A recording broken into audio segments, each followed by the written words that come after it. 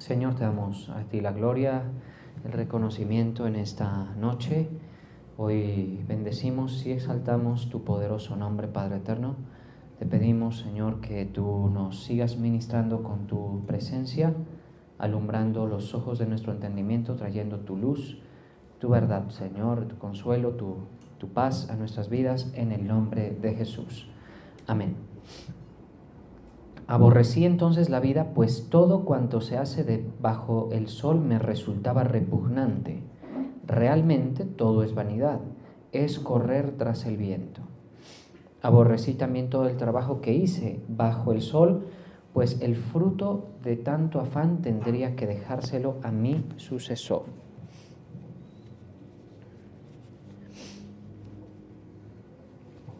Bueno, este pasaje que encontramos aquí en Eclesiastés es una reflexión del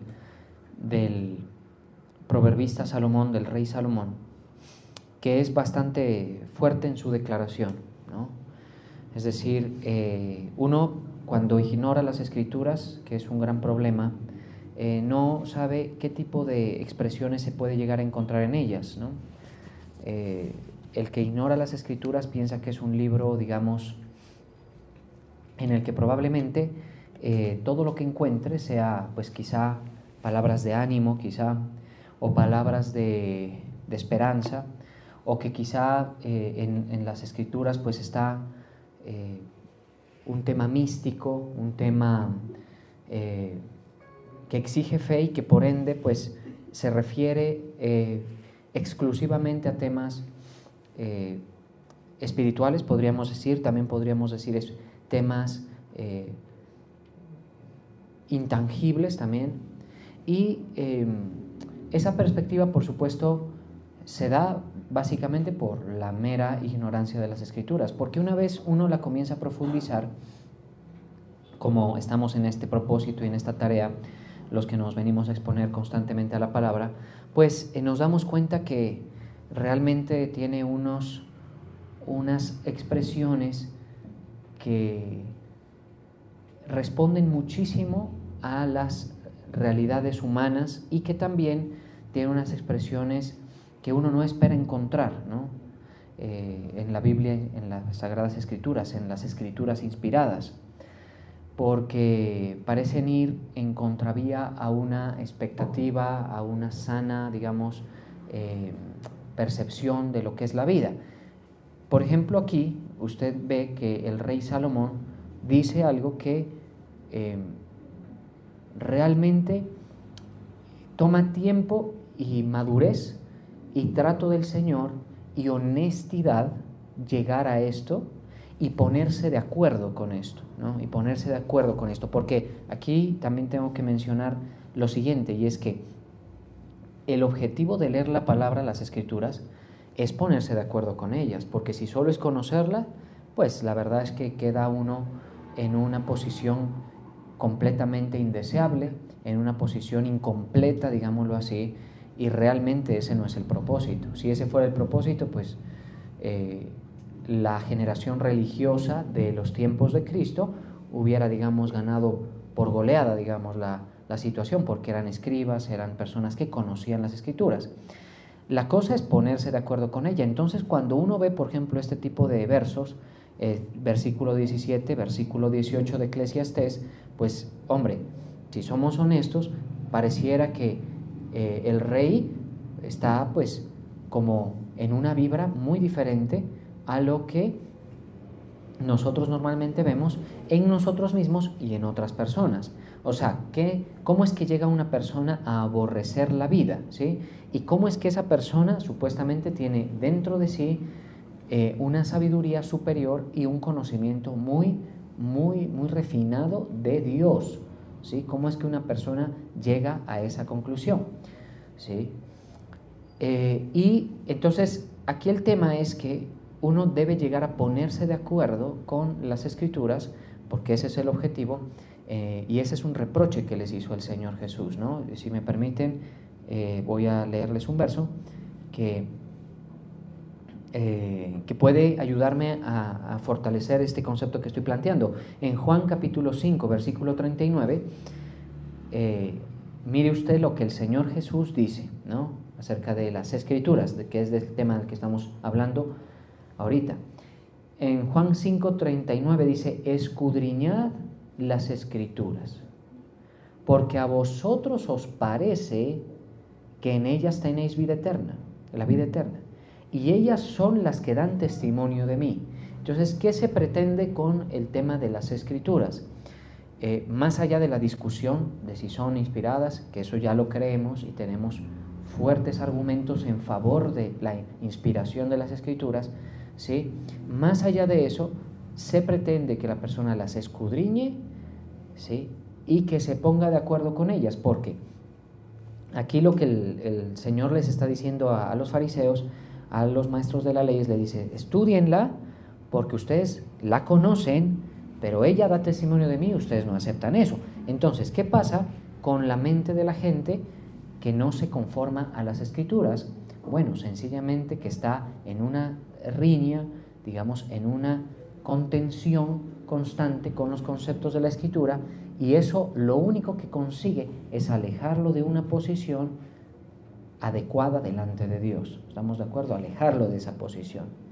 La mejor posición en la que nosotros podemos estar es de acuerdo con las Escrituras, y eso toma tiempo conseguirlo. Por eso es que aquí dice: aborrecí por tanto la vida, porque la obra que se hace debajo del sol me era fastidiosa, ¿sí? Y entonces, claro, uno lee eso y dice: pero pues, ¿qué le pasa al rey Salomón para llegar a esas conclusiones tan radicales, tan contundentes? Bueno, ¿él es diferente de nosotros? Sí. Él es una persona muy diferente en el sentido en que tiene una dotación espiritual para llegar a unas reflexiones muy por fuera del promedio, digámoslo así, ¿sí? Unas introspecciones y reflexiones que no están al alcance de todas las personas. Asimismo, las experiencias que él vivió no estuvieron al alcance de todas las personas. O sea, cuando uno lee, por ejemplo, las actividades a las que él se dedicó, el tipo de placeres que vivía, el tipo de experiencia que experimentó, valga la redundancia, uno se da cuenta que eso no es que le pase a todo el mundo todo el tiempo, ¿sí? O sea, es ser un hijo de un rey, contar con unos recursos ilimitados para darse a probar aquello que el hombre considera que si tuviera, le saciaría. ¿Estamos de acuerdo? Por ejemplo, el vino y los placeres, ¿sí? ¿Por qué a veces la gente no se da a ese ritmo vertiginoso de placeres? A veces porque los recursos no le da. Imagínese qué sucedería si las personas que son esclavas de vicios como el alcoholismo y otros tuvieran recursos ilimitados. Imagínese, si así que así, digamos, ¿no?, como bien decimos, con un salario escaso, con un recurso limitado, se despilfarra el recurso y se disuelve la vida en unos niveles completamente indeseables. ¿Cómo sería si hubiera un cheque abierto, digámosle así, para entregarse a los placeres, a lo que se considera como placentero, que pues a alguna persona le parecerá que sea eso, ¿no? Y ¿qué pasaría? Pues ¿qué ocurriría? ¿Sí? Eso no le pasa a todo el mundo. Bueno, Salomón tuvo esa condición, una condición que dijo: bueno, si yo me quiero probar el vino, voy a probar el mejor vino y me voy a dar a esos placeres y voy a degustarlos y voy a ver qué sensación me queda después de eso. Otra cosa que él tenía era tiempo, ¿sí? Porque esto de, por ejemplo, dedicarse a observar patrones, comportamientos, situaciones requiere tiempo. Nosotros vivimos en el día a día: corra, suba, baje, lleve, traiga, así, si tenemos familia es peor. Entonces, claro, ¿en qué momento hay silencio? ¿Qué momento hay introspección? Muy, muy difícil. Eso, el joven que lo tenga, aprécielo, no lo vaya a empeñar por cualquier cosa. ¿Estamos de acuerdo? Aprécielo, es una cosa buena. Ese es el momento para volverse un buen soltero, para volverse una persona más refinadita, estructurada. Ese es el momento, cuando uno tiene tiempo para pensar, cuando no se ha metido en errores, en presiones. Después ya no, después ya el ritmo de vida lo va llevando uno. Ya uno ya ni va, le sigue el ritmo a las cosas. Estamos de acuerdo que los recibos de pago, eso es un ritmo impresionante. ¿Estamos de acuerdo? Eso van llegando y llegan y no paran de llegar. y sigue, y uno que, sí, bueno. Salomón tenía tiempo, además de eso, además del tiempo, tenía mucha sabiduría, cosas que a las que la gente no tiene alcance, ¿no? Y más, y podemos mencionar más cosas. Entonces, él tiene experiencias que no están al alcance de todos. Por ejemplo, una experiencia muy curiosa es que él se permitió, y eso no fue conveniente, uno lo ve al final, pero no fue conveniente, se permitió tener muchísimas mujeres, exageradamente, ¿estamos de acuerdo? Muchísimas. O sea, era una persona que, digamos, y aquí tómenmelo con madurez, ¿no? Aquí pues no, los niños ya subieron, ¿cierto? Les puedo hablar algunas cositas sin sonrojarme yo, y ojalá ustedes tampoco. Digamos que desde el punto de vista del apetito meramente sexual, era una persona supremamente saciada el hombre, ¿sí? ¿Sí? O sea, seamos honestos con eso. Eso tampoco está al alcance de todo mundo. Una experiencia así, ¿estamos de acuerdo? ¿Por qué llega a esa conclusión? Si él tiene una vida soñada, digo yo. Sí, desde el punto de vista de todo. Recursos ilimitados, las mujeres que quisiera tener. Carros, tenía carros. Propulsados por caballos, no por motores a combustión como hoy, pero propulsados por caballos, tenía carros. ¿Estamos de acuerdo? Siervos, tenía siervos. Un tipo de persona que si quería levantarse, se levantaba, y si no, no, y no pasaba nada, y sus ingresos todos venían. Oro, tenía en ese tiempo Israel tenía tanto oro que la plata era como de menor valor, ¿sí? Así lo describe. Hombre, ¿por qué llega esto? ¿Sí? ¿Por qué? Ahí, ese tipo de cosas uno le tienen que despertar una curiosidad para que uno entienda cuál es el problema del alma humana, ¿sí? ¿Cuál es el problema? Para que una persona así, como les digo, que estuviera saciado en todos los sentidos, llegue a esta conclusión. Aborrecí, por tanto, la vida. Bueno, Salomón tiene todo menos un aspecto importante para compensar esta situación, ¿sí?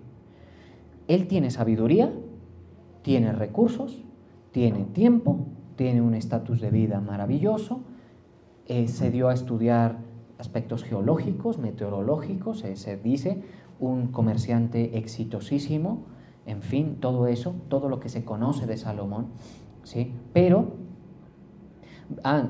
es importante anotar que vestía esplendorosamente, ¿sí? Se vestía esplendorosamente. Por ejemplo, si usted a veces se siente frustrado porque no puede acceder a una prenda, esto, aquello, puede suceder, ¿no? Dice, no, porque ustedes han escuchado esta expresión, maldita pobreza. Sí, se sabe escuchar, ¿cierto? Por ahí en el así. Dice, no, eso vale tanto, y maldita pobreza porque no tengo con qué, ¿sí? Bueno, Salomón no tenía ese problema, ¿sí? Todo el atuendo más esplendoroso, de lo más exclusivo de la época. Es como que si, bueno, poca gente vive en ese nivel hoy, y mucha menos vivió en ese tiempo. O sea, ese tiempo era él, ¿sí? Para que llegue a decir, aborrecí por tanto la vida. ¿Qué le falta? Bueno, Salomón tiene todo eso, pero hay un aspecto que le falta, la revelación de lo eterno. La revelación de lo eterno, sí se ve una deficiencia en él, como una especie de vacío que le lleva a esto, a aborrecer la vida, ¿estamos de acuerdo? Y que hace que todo lo que se vive, sea bueno, sea malo, sea durísimo o sea muy, pero muy placentero, quede como desabrido frente a la realidad de la muerte. ¿Por qué a la realidad de la muerte? Note usted, porque él habla de eso después en el versículo 18. Note usted, dice, asimismo aborrecí todo mi trabajo. ¿Sí? Porque hay gente que dice, yo soy apasionado por el trabajo. ¿Y eso lo podemos catalogar como algo malo? Por supuesto que no lo es. Pero la verdad es que cuando uno ve que al frente hay la muerte y el deterioro, que llega porque llega en el momento en que se supone que tiene que llegar, uno, si eso no lo hace frenarse un poco y replantearse las cosas, realmente es una persona muy vanidosa. ¿Estamos de acuerdo? Demasiado vanidosa. Asimismo aborrecí todo mi trabajo que había hecho debajo del sol, el cual tendré que dejar a otro que vendrá después de mí. Entonces, ¿está hablando de la muerte o no? Note usted, cuando dice, el cual tendré que dejar a otro que venga después de mí. ¿sí? Y él está teniendo en cuenta que son sus hijos. Él le dejó el reino a Roboam. Pero es tremendo. El reino en Roboam no le duró ni su generación. Es impresionante, ¿sí? Al final uno ve que lo que sucede es que ahí entra otro personaje, un ilustre personaje, que así lo describe la palabra, Jeroboam, que le arrebata el poder. Entonces, si considerábamos que Salomón hubiese hecho un esfuerzo meticuloso, muy empeñado en construir un imperio, aunque él obviamente no tuvo del todo que ver con esa situación, entonces tendríamos que decir lamentable, porque todo lo que construyó se fue diluyendo a un punto lamentable. ¿Estamos de acuerdo? Entonces Salomón carece de esa condición de revelación acerca de lo eterno, y por eso dice: aborrecí la vida porque la obra que se hace debajo del sol me era fastidiosa. Cuando una persona llega a una sabiduría como la de Salomón, llega a ese conocimiento. Usted dedíquese a descansar, se aburre de eso. Trabaja, se aburre de eso. Está solo, va aburrido de estar solo. Está acompañado, está aburrido de estar acompañado. Es impresionante, parece una cosa caricaturesca, pero es así. ¿Sí? Es complicado esto, ¿no? Por eso le digo a usted, si usted no está de acuerdo con esto, sus experiencias son muy pobres, 1, 2, su vanidad es muy grande. ¿Sí me doy a entender? Si usted no está en este punto. O sea, su mente es muy vanidosa. Dice: ay, cuando yo tenga la ropa, cuando yo tenga el carro, cuando yo tenga el terreno, cuando yo tenga esto, cuando mis hijos hagan, cuando mi esposa, si mi esposa fuera, dijera algunos, si mi esposo fuera, sí, esto, sí, lo otro. Entonces, ¿qué pasa? Ese tipo de mente evidencia precisamente ese afán que el rey Salomón, después de haberlo recorrido, dice: eso es aflicción de espíritu. En otras palabras, eso es correr tras el viento. Por eso es que me es fastidiosa, porque si gano, no quedo satisfecho del todo, y no quiero estar perdiendo tampoco. Bueno, en fin. Entonces, esa situación de Salomón es correcta, parcialmente. O sea, porque si uno esta mentalidad la lleva a su vida, pues prácticamente queda en un estado depresivo. Que no hago nada. Y no se trata de eso. La idea es compensarlo con lo que el apóstol Pablo anuncia en las Escrituras. Vamos a mirar ese aspecto, ¿no? En 1 Corintios 15:30, porque estamos diciendo que Salomón tiene todo lo que estamos mencionando, pero carece de algo, y es una revelación mucho más completa de lo eterno. Eso solamente lo vino a entregar, a conceder Cristo nuestro Señor. ¿Quién vino a conceder una revelación de lo eterno? Díganlo, por favor. Cristo nuestro Señor. Él vino a explicarnos que el alma no muere, ¿sí? Él nos vino a decir eso. Y nos vino a explicar que sí hay un fruto a la fatiga, ciertamente, siempre y cuando esa fatiga tenga una correlación, digámoslo así, con la voluntad de Dios. ¿Estamos de acuerdo? Entonces, el apóstol Pablo es una persona que corrió una carrera, porque mire, aquí me detengo un momentico. Incluso la carrera de la fe podría llegar a ser fastidiosa en algún punto. Iglesia, ¿me escucharon? Toda la carrera de la vida, todas las carreras de la vida son fastidiosas en algún punto, ¿sí? Y eso haciendo de cuenta que nos vaya bien en ellas. ¿Estamos de acuerdo? Construir una familia, por ejemplo, tiende a traer fatiga. Una empresa, ¿sí?, tiende a traer fatiga. Uno dice: no, la empresa, posicionarla, claro, pero el empresario tiene unos problemas que el ciudadano corriente de a pie no tiene. ¿Estamos de acuerdo? Un tipo de fatigas que no están a la vista de la mayoría, ¿sí? Así, la carrera de la fe puede llegar a ser fastidiosa en algún momento, y más cuando el precio de la obediencia al llamado es tan alto, porque el precio de la obediencia al llamado del apóstol Pablo fue carísimo, pero carísimo. El Señor le dijo a los discípulos que vieron la conversión de Pablo: ¿sí? Vieron, creo que fue Ananías al que se le mostró, dijo, yo le enseñaré lo que es necesario que él sufra por el Evangelio. Porque Pablo azotó gente, o sea, Pablo fue cómplice de apedrear mártires para el Señor. Entonces, claro, hasta para los cristianos debió ser muy difícil. Ahora se convirtió y ya, se acabó. El Señor dijo, no, vas a ver que va a tener que sufrir y pagar en obediencia al llamado. Sí, muy alto. Entonces, al apóstol Pablo le pasaban cosas durísimas. Ellas están descritas en 1 Corintios 15:30. ¿Sí? Note usted. En 1 Corintios 15:30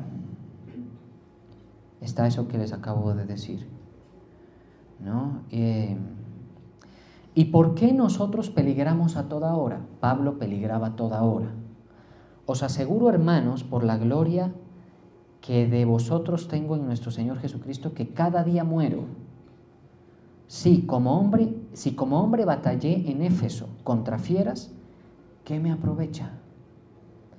Entonces, aquí lo que estamos viendo es que la carrera de la fe puede llegar incluso a ser más fastidiosa que cualquier otra si no se tiene la perspectiva de las cosas eternas. ¿Sí? Pero si usted me dice, la carrera de fe no es mi carrera, usted está en un problema. ¿Por qué? Porque la Biblia dice que nosotros debemos pelear la buena batalla de la fe, correr la carrera. Esa es una carrera que usted tiene que tomarse en serio. No, eso está bien para usted, pastor, esa es su carrera. No. La mía es mi llamado y mi ministerio por debajo de mi fe, ¿estamos de acuerdo? La suya es su fe y su llamado y su ministerio también, el que usted tenga, ¿estamos de acuerdo? Si usted no se toma en serio esa carrera, que va a tener algo de fastidiosa, se lo advierto, ¿sí? Lo va a tener, y usted me dirá, pero eso no debería ser así, debería ser con el Señor, todo bien. No es así, ¿sí? Entonces, si usted no se toma en serio eso, mi querido hermano, tómese en serio las otras. Tómese en serio su carrera como, digas, oficinista, llamémosle.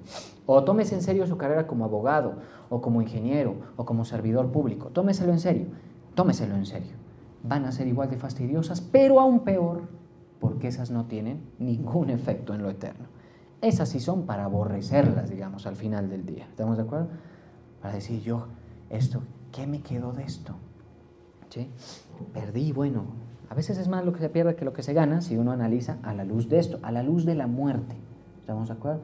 Si una persona que trabaja, que se esfuerza, que se proyecta, y decimos que es un visionario, que consigue, y que en medio de eso empeña cosas que están al alcance de todos, ¿no? Más a veces es lo que se pierde que lo que se gana cuando la muerte pone esos ojos rojos que no nos gusta ver. ¿Estamos de acuerdo? Mire, si como hombre batallé en Éfeso contra las fieras, ¿de qué me aprovecha? Si los muertos no resucitan, comamos y bebamos, que mañana moriremos. ¿Sí? O sea, el apóstol Pablo está diciendo, ¿ustedes creen que yo estoy pasando estas exigencias, estas circunstancias fastidiosas solo porque quiero pasarlas? No, las paso porque hay un premio para la obediencia al llamado. ¿Me oyeron, iglesia? Hay un premio para eso. Es la única carrera a la luz de esto que tiene premio.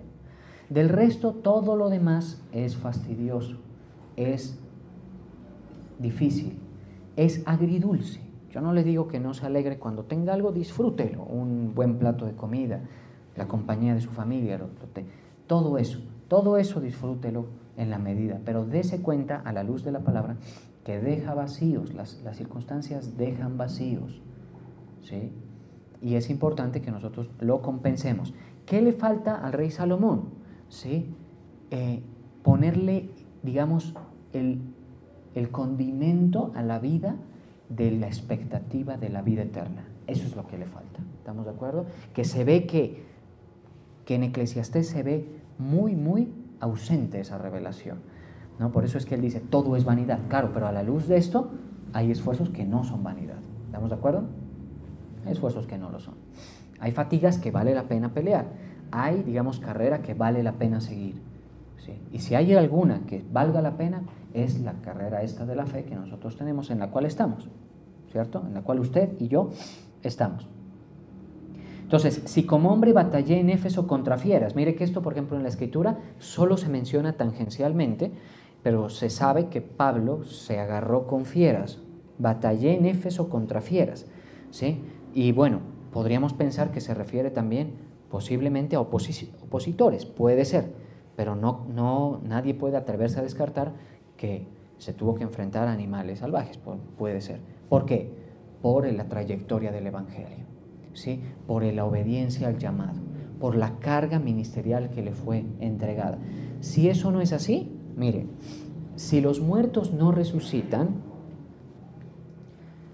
nada vale la pena, nada. Ni siquiera comer y beber. Aún de eso se fatiga el alma. Es tremendo, aún de eso se fatiga el alma, ¿sí? Vamos a ir mirando estos versos que se mencionan aquí. Entonces en Eclesiastés 2:7, volviendo, dice: aborrecí por tanto la vida, porque la obra que se hace debajo del sol. Nosotros estamos en este tiempo, en este plano, ¿no? Debajo del sol. Ya otras condiciones aplican fuera de eso, ¿sí? En los lugares celestiales es otro tema. Que se hace debajo del sol me era fastidiosa, por cuanto todo es vanidad y aflicción de espíritu. Asimismo aborrecí todo mi trabajo que había hecho debajo del sol, el cual tendré que dejar a otro que venga después de mí. Y quién sabe, dice, si será sabio o necio el que se enseñoreará de todo mi trabajo en que yo me he afanado. Y lo tremendo es que fue necio. Roboam en dos decisiones mostró la necedad que tenía. Tremendo, durísimo. Que yo me afané y en que me ocupé debajo del sol mi sabiduría. Esto también es vanidad. Volvió por tanto a desesperanzarse mi corazón. ¿Ha sentido usted en algún momento eso? Sí. Volvió por tanto a desesperanzarse mi corazón acerca de todo el trabajo en que me afané. ¿Sí? Nosotros a veces en nuestra vanidad construimos cosas que son muy frágiles, ¿no? Hay gente entre nosotros que ha tenido que vivir unas circunstancias que nos demuestran a nosotros como comunidad que todo es muy frágil, ¿sí? Todo es muy frágil. A veces vemos, por ejemplo, una familia robusta, saludable, ideal, está a poco de caerse, ¿sí? Así es de tremendo. A veces vemos una pareja feliz, está a poco de agrietarse. Es tremendo, ¿sí? A veces vemos un alma contenta por cualquier cosa. Con un evento, una situación, puede cambiar eso, ¿sí? A veces nosotros construimos también proyectos personales, familiares, empresariales, que no resistirían determinadas circunstancias, ¿sí? Entonces eso, bueno, ¿qué dice uno? De todo la sabiduría, dice, volvió por tanto a desesperanzarse en mi corazón. Entonces, ¿cuál es la sazón ahí? La sazón es sencilla. Si el Señor no nos viene a dar la noticia de que los muertos resucitan, que el alma no muere, que podremos, por ejemplo, reunirnos con nuestros seres queridos, si están en el mismo lugar donde nosotros vamos a estar, ¿no? Que nosotros vamos a estar ¿dónde? En los lugares celestiales, ¿sí? Nuestra alma, eso es. Usted me dice, yo escojo no creer eso, pastor. Yo estoy joven, dirá alguien. Tengo la carrera, tengo esto, me gusta este deporte, me gusta esto. Disfruto mucho la compañía de mis amigos, disfruto mucho, ¿sí? Entonces, claro, ¿qué ve uno, por ejemplo, en la juventud? Uno ve una escasez de reflexión muy, muy grande, ¿sí? Entonces, claro, yo no digo, si tienes salud, pues disfrútala. Si te gusta un deporte, pues practícalo. Si disfrutas la compañía de tus amigos, disfrútalas hasta que te vaya, la vida misma te vaya mostrando que hay ciertas sensaciones que quedan después de todas esas cosas, ¿sí? Pero si tú le haces espacio a la palabra, que es a lo que lo invito yo a usted hoy, y ustedes lo han hecho, una buena parte de ustedes lo han hecho, si usted le hace espacio a la palabra, ¿sabe qué comienza a florecer en usted? Una esperanza que compensa esa perspectiva de Salomón. ¿Sí? Porque aquí dice, por tanto, a desesperanzarse mi corazón. No, la palabra del Evangelio pone en el corazón que la recibe, atención, en el corazón que la recibe, un muro de contención, digámoslo así, para que esa fatiga que tan fácilmente nos puede agobiar en el día a día, no llegue a ganarnos la batalla. ¿Estamos de acuerdo? No llegue a ganarnos la batalla. Yo he tenido que orar, por ejemplo, por personas que son muy inconstantes en lo que desean. Desean trabajo, el Señor se los da. Luego lo rechazan, no les parece. Se mantienen así. ¿Sí? Entre la felicidad y la aflicción, entre la amargura y así, se mantienen así. ¿Sí? Y eso es una evidencia de lo altamente vulnerables que somos todos a eso. ¿Sí? Pero hay gente más propensa, obviamente. Entonces, ¿cómo hace uno para no desesperanzarse? Si uno analiza, por ejemplo, que la gente le puede fallar, ¿sí? Si uno analiza, por ejemplo, que si usted ha acumulado mucho, ¿quién sabe quién quede con eso? En el mejor de los casos, los hijos. ¿Sí? Si usted comienza a desesperanzarse porque mira algunas situaciones fatigosas en su vida que no cambian, y sigue, pues lo único que puede contener esa desesperanza es la palabra del Evangelio en el corazón que la recibe. ¿Esa qué le dice a usted? ¿Sí? Esa le dice a usted que el Señor viene con galardón. Esa le dice a usted otras cosas, por ejemplo, esto que está en la palabra, en Romanos 2:6, dice, el cual pagará a cada uno conforme a sus obras. Vida eterna, aquí ya viene, mire, vida eterna a los que, perseverando en hacer el bien, buscan gloria y honra e inmortalidad. Ese es el apóstol Pablo.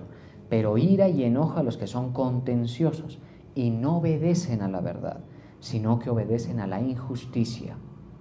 Tribulación y angustia sobre todo ser humano que hace lo malo, el judío primeramente y también el griego. Está hablando de un escenario eterno, repito, pero gloria y honra y paz a todo el que hace lo bueno, al judío primeramente y también al griego. Hacer lo bueno aquí, no puedo pasar de este pasaje sin hacer la puntualización. Hacer lo bueno se refiere a obedecer a la verdad. ¿Está usted creyendo el Evangelio? Usted está haciendo lo bueno. Eso es lo mejor que se puede hacer y la mejor, despliegue que podemos tener personal. ¿Estamos de acuerdo? Ahí es diferente, porque entonces, por ejemplo, si usted ha sembrado, ¿sí?, en justicia, en obediencia a la fe, en la carrera de fe, usted eso no lo va a perder. No lo va a perder. Y aquí lo dice. ¿Sí? Si usted, por ejemplo, ha soportado periodos en los que ha tenido que guardar silencio, someterse, disciplinarse, resistir tentación, cualquier cosa, todo eso va a tener galardón. ¿Sí? Todo eso va a tener. Y uno lo sazona. Por eso es que no es bueno que el cristiano se le vea un afán excesivo por su trabajo. Uno debe trabajar, debe cumplir, debe estudiar, debe hacer todo, pero nunca que eso esté en un nivel tan, invasivo como para que, por ejemplo, no se lo vea en las filas del servicio al Señor. ¿Sí? Parece muy en favor mío esto, ¿no? Este pasaje, cuando digo todo esto, pero el servicio al Señor, el servicio en las labores de otro, como hablábamos hace un tiempo, en el ministerio, esas labores, esas sí tienen un efecto. Entonces ya uno como que va compensando, ¿sí? Uno dice, bueno, estoy construyendo mi casa, estoy dejando mis cosas, he logrado mucho. A veces, mire, la vida no para todos es tan esquivo cumplir ciertos sueños, ¿sí? Hay sueños que, por ejemplo, pueden estar en alguien y que se vayan cumpliendo, ¿sí? Así, uno tras otro. Y aún así, el corazón se puede llenar de desesperanza. Por eso hay que empujar, lo que tengamos que empujar dentro de nuestro corazón, incluso el dolor, lo que haya que empujar, para hacerle espacio a la esperanza que destila, digamos, de las palabras del Evangelio. Esa es distinta, ¿sí? Cuando muramos, nos reunimos con los seres queridos. Cuando muramos, vamos a la casa del Padre. Ya deja de importar si el que quedó a cargo de lo mío es necio o sabio. Ya deja de importar lo mucho que se logró o lo que o faltó por lograr. Así es, deja de importar. Pero eso es como que usted haga un cóctel para su salud mental. ¿Estamos de acuerdo? Sí, un coctelito ahí. ¿Qué le tiene que echar? Le tiene que echar un poco de amargo, ¿sí? Entonces empiece con Eclesiastés, ¿sí? Para que se ubique, digamos. Porque puede ser que el coctelito sea, el que usted se toma ahorita para su salud mental, sea vanidad, digamos, pura, refinada, digámoslo así, ¿sí? Expectativas, la vida, la juventud, la salud, la sexualidad, las pasiones, todo esto, ¿no? Los viajes, una cosa, bueno, en fin, cualquier cosa, mi carrera, ¿sí? Me voy a comer el mundo, porque los jovencitos todos tenemos en algún punto eso, creemos que vamos a cambiar patrones, que vamos a ser diferentes, bueno, y la verdad es que no, o por lo menos no siempre. Entonces, ese primer coctelito de vanidad en la que usted ni piensa en la muerte, ni usted no piensa en nada, usted es su vida. Ese es letal para el Evangelio. ¿Por qué? Porque ese es el que ama su vida. Y dice la Biblia que el que ama su vida, la perderá. ¿Estamos de acuerdo? Entonces el Señor le pasa a usted una copa que usted al tomársela dice, qué amargo esto. Y ahí que le está diciendo, piensa lo que Salomón dice. Se lo está dando. Pero antes de que te lo acabes, le dice, te doy esta otra copita, que esta es la de la esperanza del Evangelio. Si con eso nosotros no conseguimos tener salud mental, dígame, no sé con qué, pues. No sé con qué. Sí, pero yo sí creo con mucha convicción que ese es el balance. Uno no puede estar en la vida desbalanceado en un sentido o en otro. Debe tener la visión de la realidad del hombre que es desesperanzadora. Y por eso es que si usted conoce gente que está muerta en sus delitos y pecados, tiene que ver que esa condición es de desesperanza total. Así ellos no lo perciban, ¿no? Y usted tiene que tener listas las palabras para darles el mensaje del Evangelio. ¿Sí? Así usted esté pasando por un trance, una situación, una dificultad. ¿Por qué? Porque usted ya sabe que lo único que compensa la cosa y le da un sentido y redondea un poco para que uno viva así como, digamos, bien, es estas dos verdades que acabamos de mencionar. Por un lado, ¿sí?, el tema de Eclesiastés, y por otro lado, lo que está en 1 Corintios 15, que es la resurrección de los muertos. Ahora, quiero terminar con 1 Corintios 15, 58. Ese es importante de leer ya para dejar ahí. 1 Corintios 15, 58. Y quienes tengan más interés en el asunto de la resurrección de los muertos, 1 Corintios 15 lo desarrolla muy, muy bien, ¿no? Entonces, ¿cómo termina 1 Corintios 15? Vamos a leer desde el versículo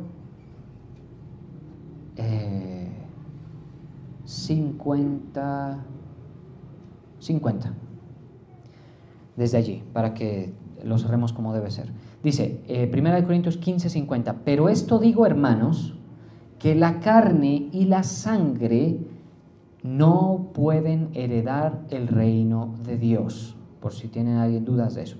Ni la corrupción hereda la incorrupción. He aquí os digo un misterio: no todos dormiremos, pero todos seremos transformados. En un momento, en un abrir y cerrar de ojos, a la final trompeta, porque se tocará la trompeta y los muertos serán resucitados incorruptibles, y nosotros seremos transformados. Porque es necesario que esto corruptible se vista de incorrupción y esto mortal se vista de inmortalidad. Y cuando esto corruptible se haya vestido de incorrupción y esto mortal se haya vestido de inmortalidad, entonces se cumplirá la palabra que está escrita: sorbida es la muerte en victoria. ¿Dónde está, oh muerte, tu aguijón?